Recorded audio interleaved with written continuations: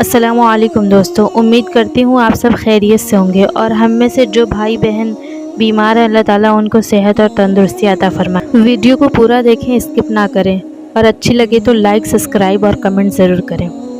حضرت عمر رضی اللہ عنہ جن کے پاک نام پر آج مسلمانوں کو فخر، جن کے جوش ایمانی سے آج 1300 برس تک کافروں کے دل میں خوف ہے، اسلام لانے کے قبل مسلمانوں کے مقابلے میں تکلیف پہنچانے میں ممتاز تھے۔ نبی کریم صلی اللہ علیہ وسلم کے قتل کے در پہ رہتے تھے۔ ایک روز کفار نے مشورہ کی کمیٹی قائم کی، کوئی ہے جو محمد کو قتل کر دے؟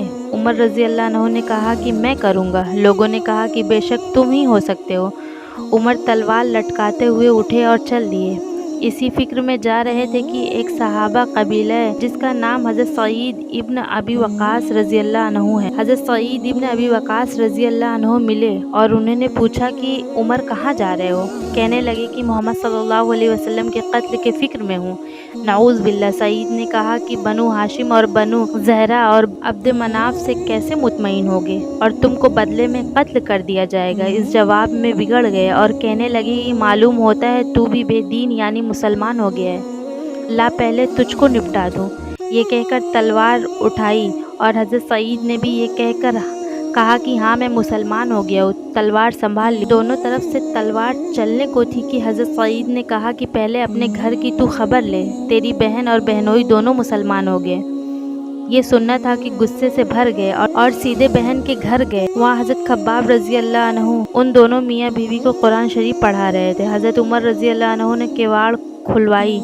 ان کی آواز سے حضرت خباب رضی اللہ عنہ تو جلدی سے اندر چھپ گئے اور وہ صحیفہ بھی جلدی میں باہر ہی رہ گیا جس میں آیت قرآنی لکھی ہوئی تھی۔ یعنی ہمشیرہ نے دروازہ کھولا۔ حضرت عمر ہاتھ میں کوئی چیز لیے ہوئے تھے جس کو اپنی بہن کے سر پر مارا، جس سے سر سے خون بہنے لگا اور کہا کہ اپنی جان کی دشمن تو بھی بددین ہو گئی ہے۔ اور اس کے بعد وہ گھر میں آئے اور پوچھا کہ کیا کر رہے ہو، یہ آواز کس کی تھی؟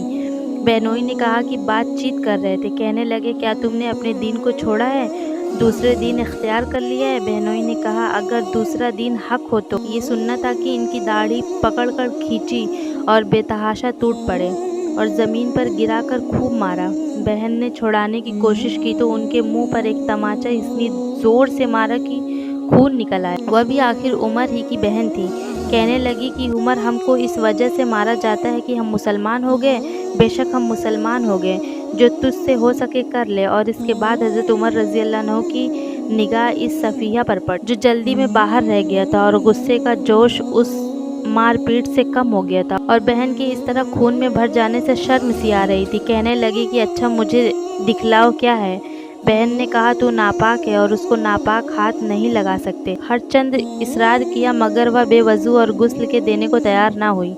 حضرت عمر نے غسل کیا اور اس کو لے کر پڑھا۔ اس میں سورہ طٰہٰ لکھی ہوئی تھی۔ اس کو پڑھنا شروع کیا کہ ان کی حالت ہی بدل گئی۔ کہنے لگے کہ اچھا مجھے محمد صلی اللہ علیہ وسلم کی خدمت میں لے چلو۔ یہ الفاظ سن کر حضرت خباب رضی اللہ عنہ اندر سے نکلے اور کہا کہ اے عمر تمہیں خوشنودی دیتا ہوں کہ کل شب پکشنبہ میں حضور اقدس صلی اللہ علیہ وسلم نے دعا مانگی تھی کہ یا اللہ عمر اور ابو جہل میں جو تجھے زیادہ پسند ہو اس سے اسلام کو قوت عطا فرما۔ یہ دونوں قوت میں مشہور تھے۔ معلوم ہوتا ہے حضور اقدس صلی اللہ علیہ وسلم کی دعا تمہارے حق میں قبول ہو گئی۔ اس کے بعد حضور اقدس صلی اللہ علیہ وسلم کی خدمت میں حاضر ہوئے اور جمعے کی صبح کو مسلمان ہوئے۔ ان کا مسلمان ہونا تھا کہ کفار کے حوصلے پست ہونا شروع ہو گئے، مگر پھر بھی یہ نہایت مختصر جماعت تھی اور وہ سارا مکہ بلکہ سارا عرب اس لیے اور بھی جوش پیدا ہوا اور جلسے کر کے مشورہ کر کے طرح طرح کی تدبیریں کی جاتی تھی کہ تاہم اتنا ضرور ہوا کہ مسلمان مکہ کی مسجد میں نماز پڑھنے لگے۔